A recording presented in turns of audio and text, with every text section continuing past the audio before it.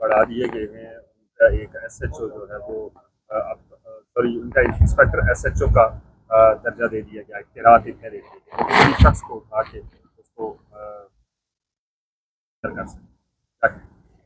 बहुत अच्छी बात है। सबसे पहले आसिफ जरदारी, शहबाज शरीफ, सलमान शहबाज, नवाज शरीफ, मरीम नवाज, इनको उठा ले। ये पाकिस्तान के सबसे बड़े प्रूवन चोर हैं। फौजियों से एनआरओ ले लेके ये थकते नहीं हैं। बिल्कुल उठाएं, अच्छी बात है। एफबीआर उठा लें, बाकियों में तो कोई हिम्मत नहीं है, इनको आजमा लेते हैं। दूसरी बात यह है कि एफबीआर में 2000 नए ऑडिटर्स भर्ती करने की एक तजवीज़ है जो मुल्क से टैक्स इकट्ठा करने में मदद करें। मेरे और आपके पीछे आएंगे जी, इनमें हिम्मत है। इन लोगों ने जो नैब की एक, आपको याद है, तरमीम पास की थी कि अगर एमएनए एमपीए सियासतदान 50 करोड़ से कम की चोरी करे तो उसमें नैब का केस नहीं लगता। तो फिर किसको पकड़ेंगे?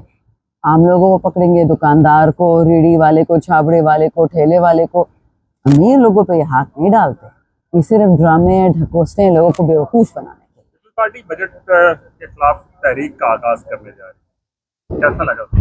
जिस तरह बिलावल को 9 अरब रुपए दे के शहबाज शरीफ ने शॉर्ट ऑफ कॉल दे दी थी, उसी के बाद अगर आप कहें हमारे ये 400 फौजी बच्चे जो उठाए थे बलूचिस्तान से दहशत गर्दों BLA वालों ने, वो पैसे फौज को दे देते ताकि ये बच्चे बेचारे C-130 में चले जाते, ट्रेन में ना जाते। अभी भी ऐसे होगा। पीपल्स पार्टी को, बिलावल को, जरदारी को, कुछ लोगों की जेबों में पैसे आ जाएंगे, गल इनकी एक हो जाएगी। झूठ बोलते हैं। मैं आपको तो कितने बजट से कह रही हूँ, PDM वो मनहसुल कौम चोर हैं।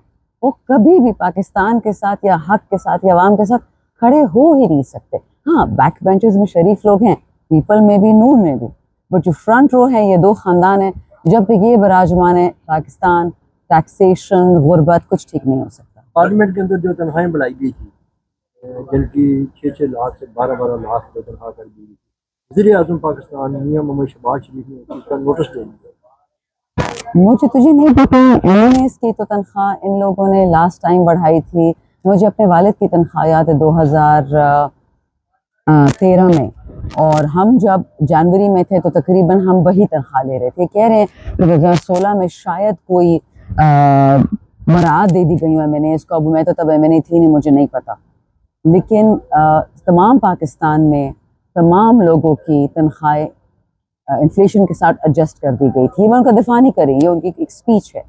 तो वो कह रहे हैं कि क्योंकि एमएनएस को तनख्वाह बढ़ा, और ये सच है कि इमरान खान ने हमारे मिनिस्टर्स की भी तनख्वाहें काटी थी, और जितने भी प्रपोजल आए थे 2018 से लेकर 2022 तक तनख्वाह बढ़ाने के, उनको सबको इमरान खान ने रद्द कर दिया था।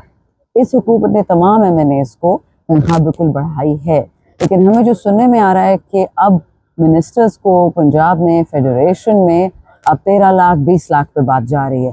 तो ये समझ नहीं आ रही कि उन्होंने किस नंबर से एडजस्ट किया है। सबकी एडजस्ट करें, सब सिविल सर्वेंट्स की करें, रिपोर्टर्स की करें, डॉक्टर्स की करें, मीडिया की करें, मौलवियों की करें, सारे पाकिस्तान की करें। इन्होंने इस दफ़ा बेसिक मिनिमम वेज को भी नहीं छेड़ा, 37,000 पे छोड़ा हुआ इसको।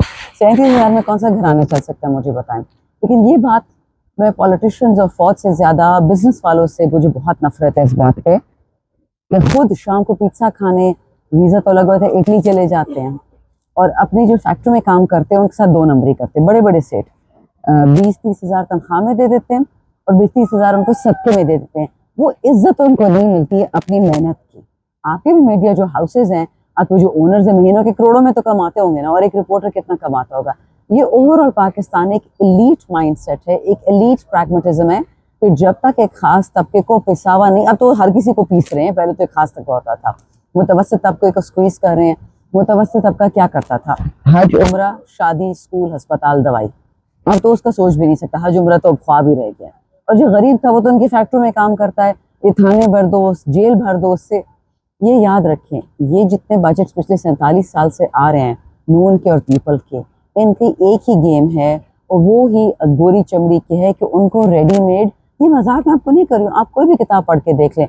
अगर आपने एक कौम को डेवलपमेंट से रोकना है, उनको हथियार दे दे, किताबें ले लें। इस बजट में देखें ख्वाजा आसिफ को कितना पैसा मिला? 250 अरब, यानी 2.5 ट्रिलियन। और तालीम और सेहत को कितना मिला है? 700 अरब।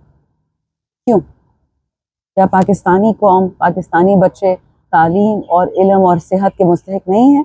Game is in front of you. किताबें मत दो, बंदूकें दो। आपको बजट की समझ आई? कल जी वो मीडिया के प्रेशर हुई है जिसमें 30 साल बाद मीडिया को, आपको पता है ना कि नहीं दी गया टेक्निकल एक्सप्लेनेशन।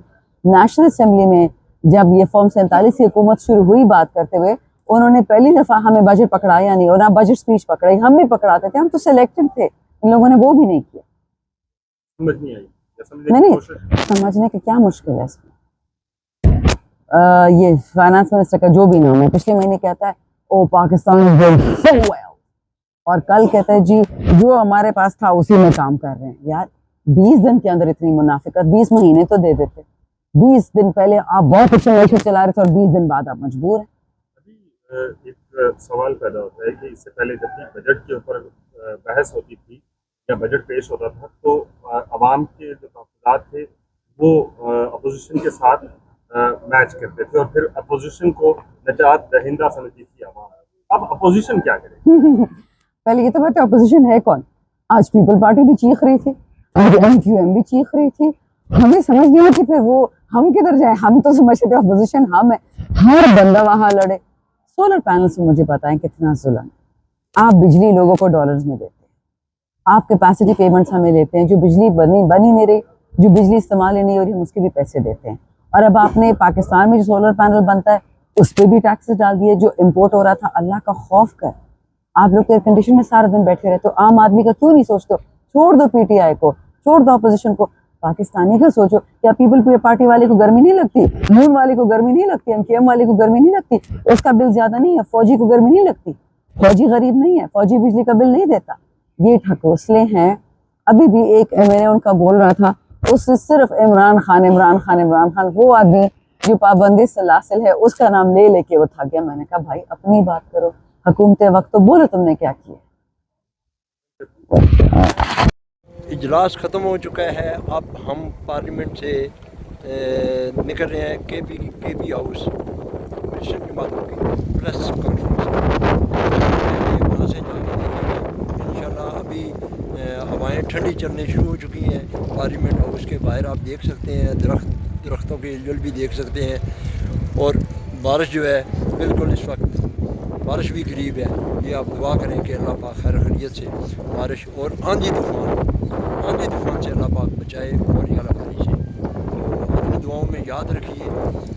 मैं इंशाल्लाह लंबा बिल लंबा आपके साथ रहता हूँ और रहूँगा। हम एक रेजोल्यूशन भी एक ड्राफ्ट की, वो सब देख लीजिए ताकि एक जॉइंट रेजोल्यूशन सब की तरफ से आ जाए। जी नवीद कमर साहब। On the same lines, as the head of the Pakistan-Iran Parliamentary Friendship Group, I think it is